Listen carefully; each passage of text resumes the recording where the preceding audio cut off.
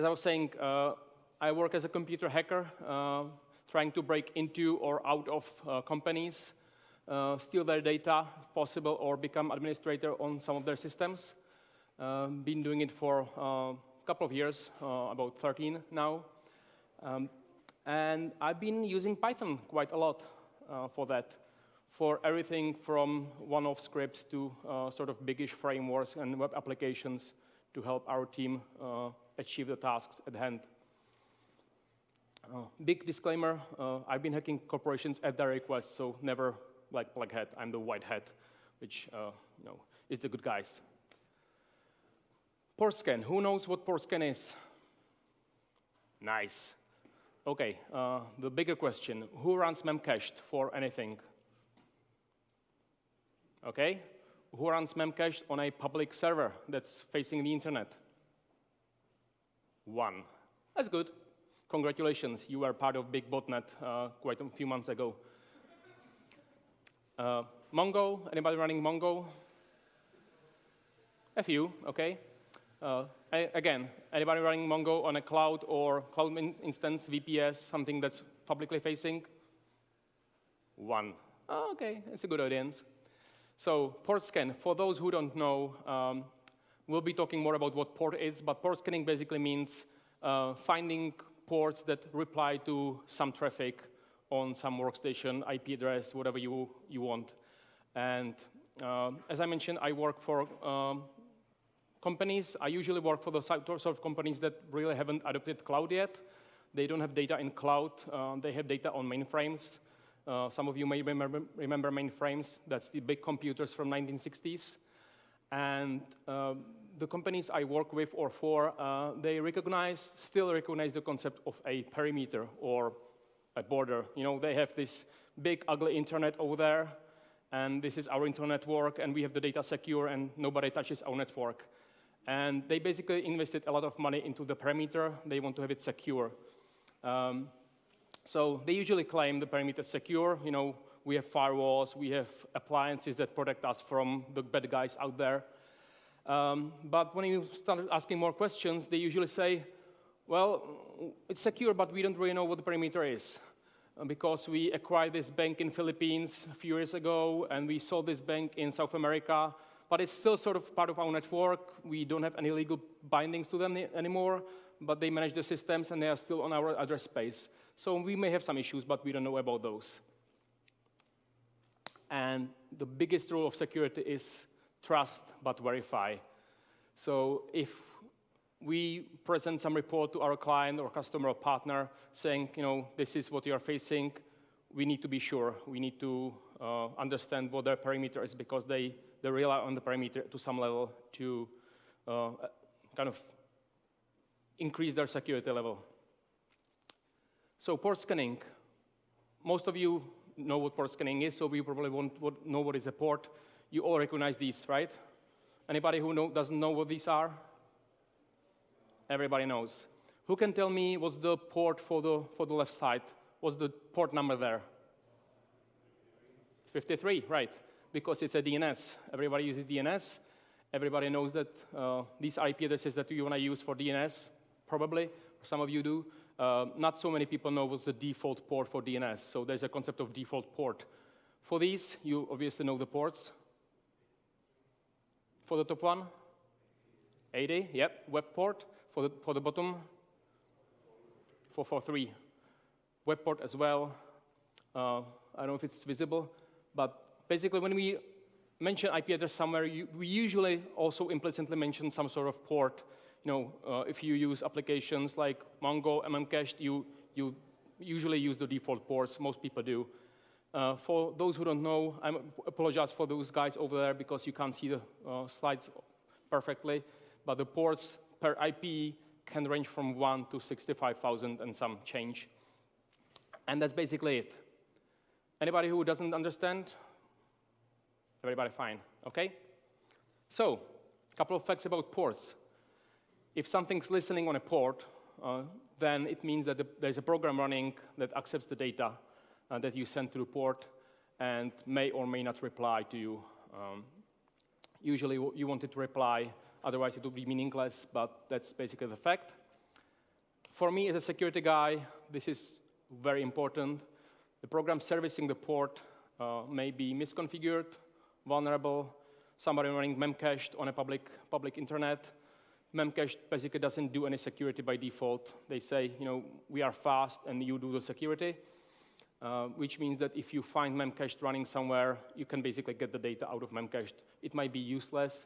It might also contain something interesting, important. So as a security person, if you see an open port, you want to see what's there, what's running it, and how can you use it or misuse it, because it's your responsibility to your client partner to report any problems they may have. That's the other important thing. I mentioned the leaking data, but sometimes for the type of companies I work with or for, they are worried about data leakage. They are also worried slightly more about somebody breaking into the network. So if somebody's running a web server, it used to be a thing. People were running Tomcat, Apache Tomcat, having the administrative interface open to the internet. On port 8080, if somebody connected to that, they could own the Tomcat instance and use that machine to basically jump into the internal network. That's just one of many ways to do it. Tomcat used to be quite popular for that. So if you found open port on 8080, you found Tomcat Management Console. It was like a bingo time. Everybody okay? Cool. Obviously, we want to find and check open ports. I mentioned open ports quite a couple of times. This is what a closed port looks like. So basically, you are testing a port, and nobody's replying to you. Nobody's responding. This is what it looks like if you use a browser. You've all seen this. You type some address and wait a couple of seconds, and basically it says site can't be reached. For me, as a tester, if I do it manually, I use a tool called Netcat. It runs on Linux, Mac, Windows, anything. It's like Swiss Army knife for anything network related. So I sent a request to communicate with port, IP address port, wait a couple of seconds and get connection refused because nobody's there to respond or they are ignoring me.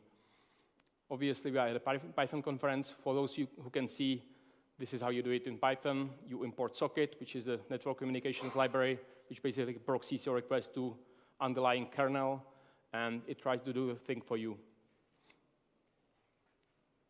Okay? So what does open port look like? What do you want to see? You want to see a possibly You want to see a website that replies to you or something else. If you use Netcat, you see port open. Means you can send traffic to it. In Python, your socket call will not cause an exception. It will give you a socket object, which you can use to talk to the port. And this is a big part of computer networking. It's called a TCP handshake. I'm simplifying things quite a lot. I'm talking about just one type of communication. There's different ones, but this is the one that you use most, unless you watch YouTube or do voice over IP calls like Skype. But for anything else, you're basically using this. So on the left side, it's me. It's my laptop. I'm trying to see what ports are open on some machine. I send a request to one of the ports, one of the 65,000 ports, and what can I get? There are basically three basic things that can happen. Can somebody tell me what these are? Somebody? Yep, that's the second thing. That's somebody says, I don't want to talk to you. What can be the first one? It was on the slide before, on the closed port. And nobody replies. We send a request, we wait, and nothing happens. That's this slide. You basically say, hey, I want to talk to you, and you get nothing. It's like talking to a small child somewhere you don't know. You meet a child somewhere and say, hello, and it just goes away. It's not interested to talk to you. It may be closed port, it may be firewalled off, there may be some security protecting it, you don't know. But basically, you can't talk to the port at all. At least not from your existing connection. It may be allowed from somewhere else, but that's a different problem. The second thing somebody mentioned, you basically, hey, I want to talk to you, and it says, go away. I'm not interested in talking to you. These are basically two different problems for you as a security person, because now at least you know that somebody's listening to you, somebody's there, but they won't talk to you. So you either have to find a way to force them to a different reply, or you basically say this port is open for a common person, and that's fine. There's some sort of security around the port, or maybe just you're unlucky.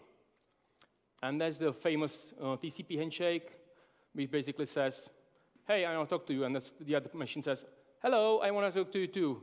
And you send them one more kind of packet which says, okay, I accept the communication, and then you have open communication channel, and you can send whatever data you can. So this is what happens if there is an open port on the other side. In Python, you do socket connect. This is what happens in the background. So when you get a socket object that works, something between your call and the socket object existing, this is what happens on the network. It may take 10 milliseconds. It may take 2 seconds if the machine is in Australia and we are in Europe, or it's in Hawaii. But this basically happens in the background. So going back to the security side of things, if I want to test all the parameters from some company, it's actually a big task. If you multiply 65,000 ports per machine or per IP address, and you basically extend it by the number of IPs that company has on the internet, for a small company that has like 200 IPs, one network subnet, it's 16 million ports. If you test some bigger company, you can simply go into billions. That's not a problem. So lots of work to do. What's even worse, there are appliances or systems or programs that can stop you from scanning them. Obviously, these companies invested a lot of money, and if you say, I'm going to run Nmap or Zmap or any of the tools that have been out there for years for doing port scans, the guys selling security products aren't really stupid, and they know the products as well, so they can install Nmap, see how it operates, and say, okay, if somebody is scanning my ports and doing like try port 1, 2, 3, 4, I can understand this is a port scan, and I can block the IP address that's sending these probes or requests and basically ignore them from now on. Or they installed Nmap and say, okay, somebody's starting with port 80, 443, 22, what's 22? Okay, 53 mentioned that. What's some other interesting stuff? 23, telnet, yeah. So if you send your 5 requests and the first 5 are web, HTTPS, or HTTP, HTTPS, FTP, SSH, telnet, and some others, the machine or appliance that's sitting out there on the perimeter says, this is a port scan, I'm going to block it. So good luck with Nmap on the big clients or any other tool of the type. What's even worse, you have no indication if the port's closed or some appliance has decided that you are a port scanner and basically starts blocking you. So there may be a million of open ports, but you can't see them anymore because at some point somebody said, this is a port scan, I'm going to block them. Okay, so it's actually a pretty tough surface. You have to kind of thread the needle quite well to be able to port scan and not be detected by these products. There's also some, we have some bad news. There's some good news. What's the good news?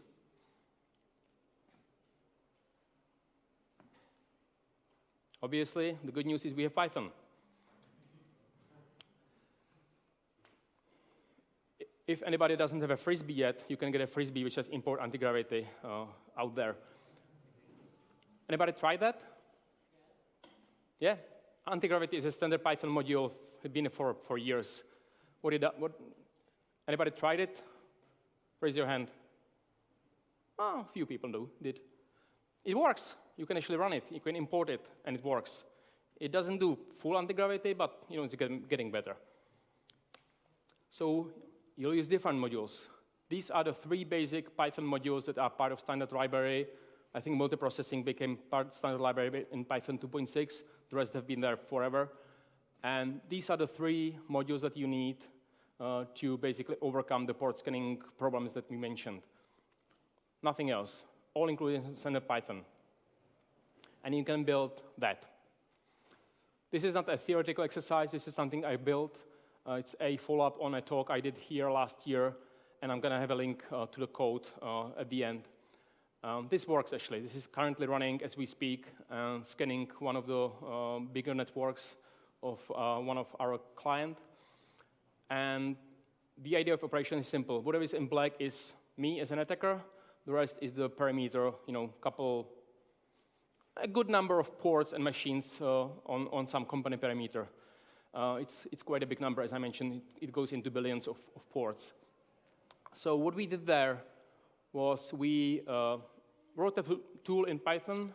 It is actually not so complicated. I'm going to show the key components of the code. And the machine on the top left is generating port numbers and IP addresses pairs. So we decided what the perimeter is, what are all the IP addresses, what are all the ports, and basically starting randomly selecting some of them in as random order as possible. And then we put them on a queue. The blue ones, the blue arrows are queues. So there's basically a machine that generates all the combinations, making sure that none of them appears twice, and puts them on a queue. Then we have what we call workers. A few machines across the globe using various cloud providers that are anywhere from Czech Republic to Australia, South America, basically making their IP addresses as random as possible. And each of the machines does a simple task. They pick one IP address port combination from the queue. They send the probe, basically do the TCP handshake if it works, and decide whether the port is open or not, and put the result back on some queue. And there is a machine at the end which collects the data and saves them to a file or a database, whatever you want to use. Simple operation, right? The effect is that we run about 30 of the processes per machine. We could do 100, we could do 1,000, that wouldn't be a problem. But then the parameter there would see the IP address more often than we like. So we still assume that there's something protecting the parameter.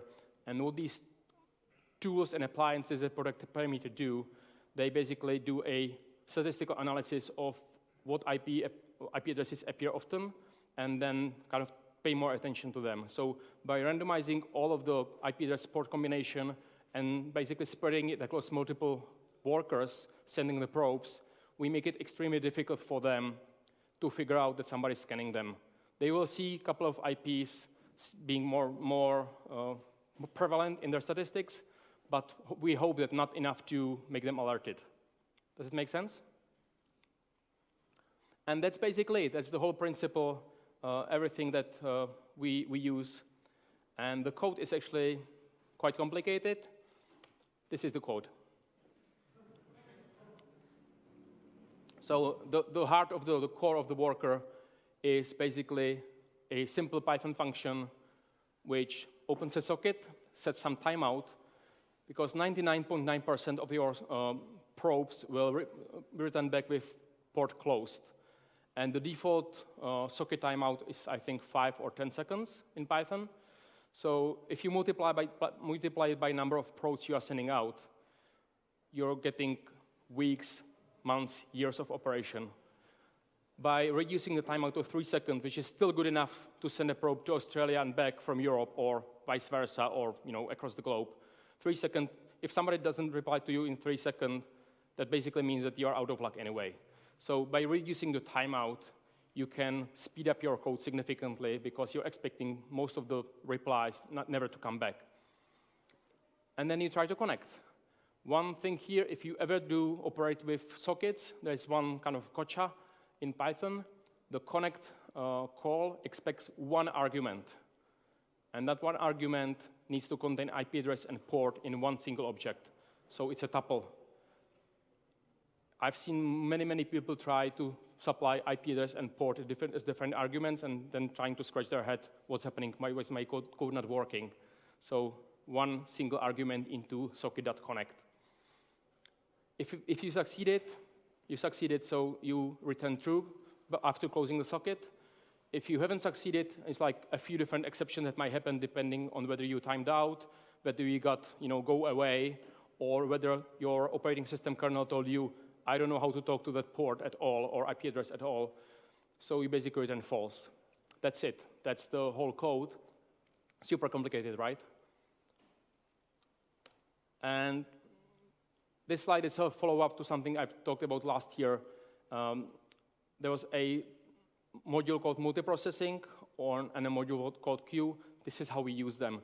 So the first line is something that connects my worker machine to a server that supplies the queues. So this is basically between my two machines, so I know they work. The manager is the distributed manager that handles all the communication. The worker connects to the server, asks the server to send it the queue object so my worker client knows what the queues are, and then basically loops. And the loop is very simple. Get me the next IP address port combination from the queue, call the function that was on the previous slide, see if the port's open or not, and put the results on a queue. Really super simple. And that's really it. There's nothing more to it. It looks super complicated, but it's very simple, and it works for us. A quick example of what it looks like in real life. One of our VPS machines that does the scanning. On the top line is basically me running TCP dump for a couple of seconds just to prove that there's some traffic going on. So I was listening to all outgoing or incoming communication that wasn't SSH because I was connected over SSH. I didn't want to see packets of my communication. But anything else is there, and it was running for like, I don't know, 2-3 seconds, captured 180 packets going out and back to my client's perimeter network. We currently run about 30 Python processes per workstation. As I mentioned, we could have run hundreds or thousands, but we don't want to. There's a balance between being effective and being detected, so it's kind of a experience/gut feeling process to get the number right. And what's important on the last line is the load. The Python code is like 60 lines and basically does nothing. Most of the time, the workstation or VPS just waits for a socket to get a reply or not get a reply. So it's been up there for years. The last uptime is 130 days, and the load is absolutely negligible. So you're not paying for any CPU time, you're not paying for any disk, because anything that's on the disk is just 40 lines Python code. The only thing you're paying for is bandwidth.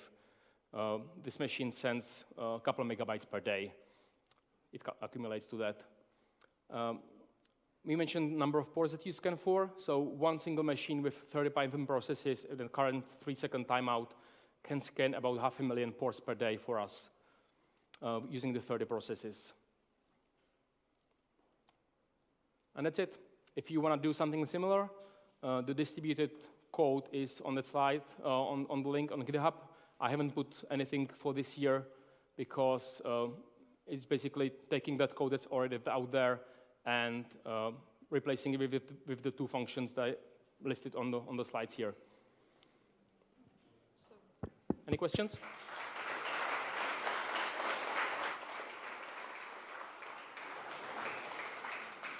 Thank you, and thanks to the AV team for the Slido. So we have a question here.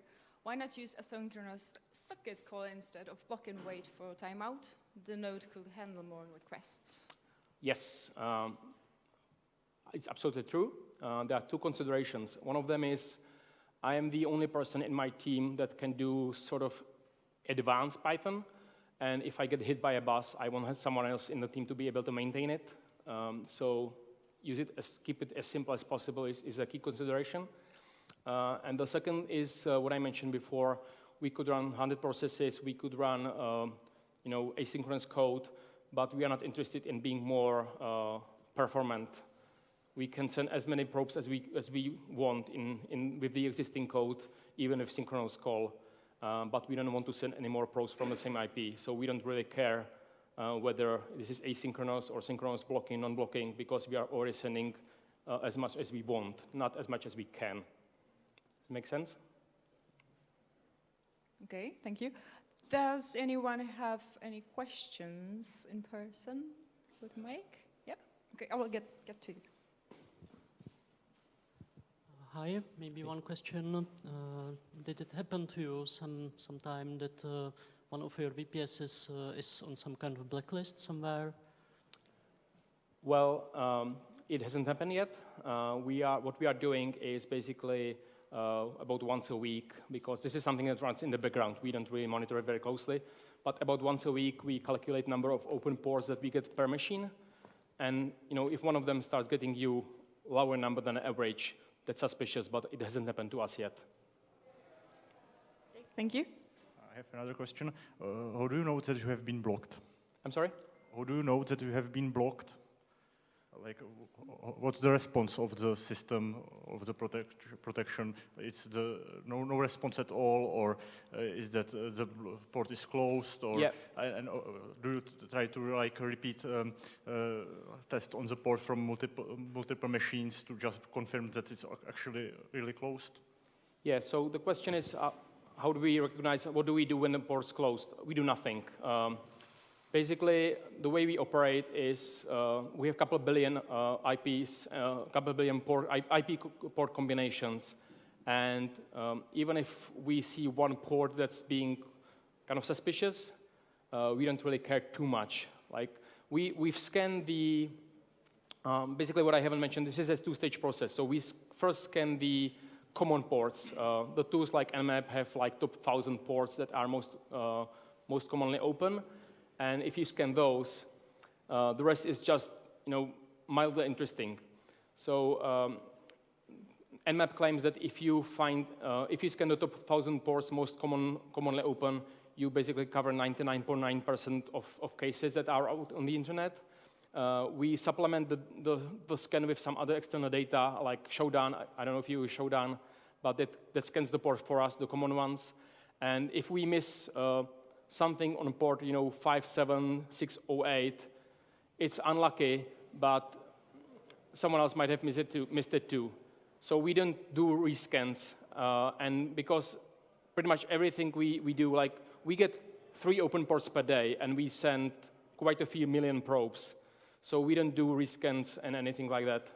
What we've done, we took a sample of these combinations between, we took like 500,000 samples, and we scan them using Nmap, and then we scan them using this distributed tool and compare the results. And we found some discrepancies, but this tool got more open ports than Nmap, and we checked it manually, the differences, and we found out that our tool was correct. So this is more effective than Nmap for us, but it's still not perfect, obviously, but we are not interested in rescanning the same ports a couple of months again, because this is already taking a year to scan the client's network, and we don't want to spend 10 years scanning for a port that might not be there a year from now.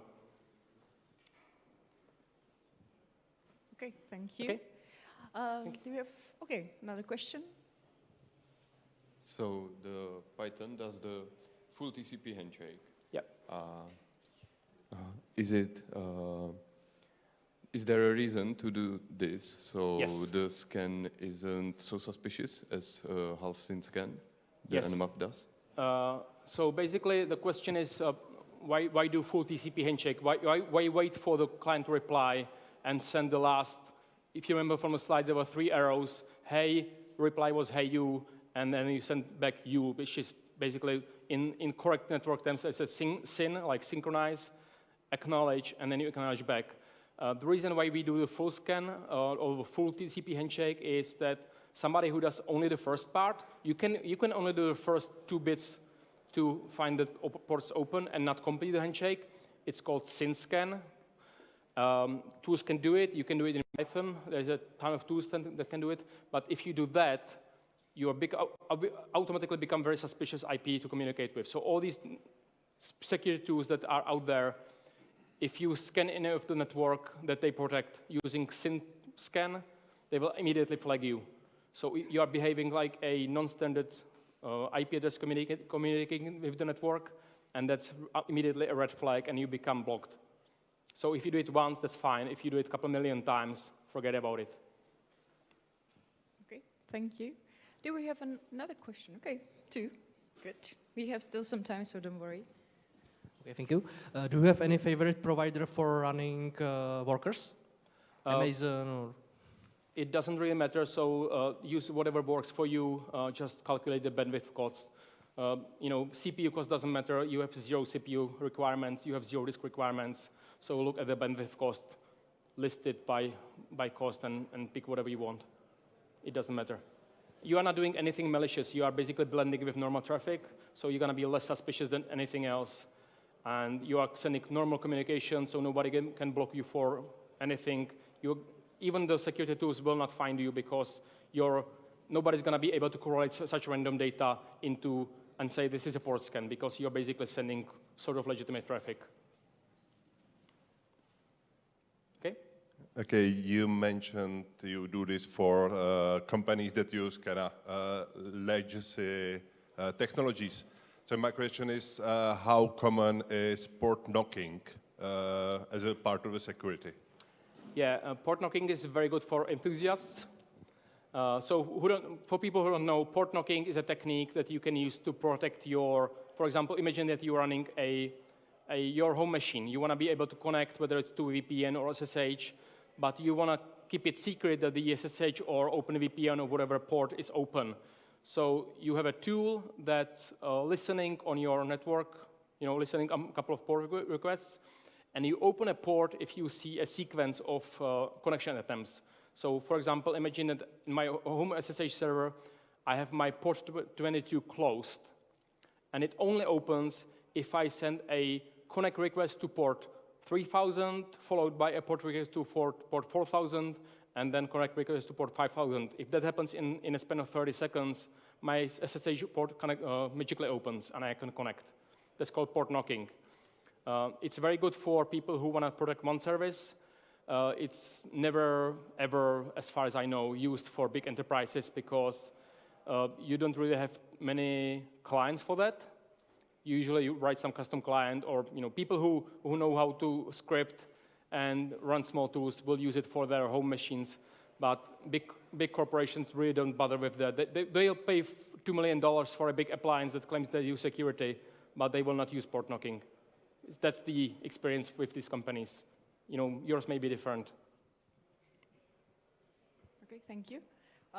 One last question, possible? Okay.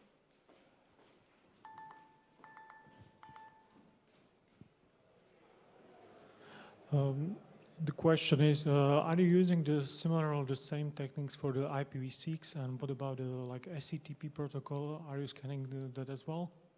Well, I mentioned the clients we deal with use mainframes from 1960s, so it will take a couple of decades before they adopt IPv6. The thing with IPv6, you can't use it. The address space is so huge that you can't test every single IP. Even if you knew what sort of perimeter they use, it's so huge that you can't scan it. The port scanning will go away with IPv6 unless you have a different technique for detecting what IPs are actually being in use. There's techniques out there, mostly relying on DNS or search engines. And then once you have a list of IPs, you can port scan them. But you can no longer do grab all the possible IPs, all possible ports. That doesn't work with IPv6. You don't have to do computation or bandwidth for that. Okay, thank you.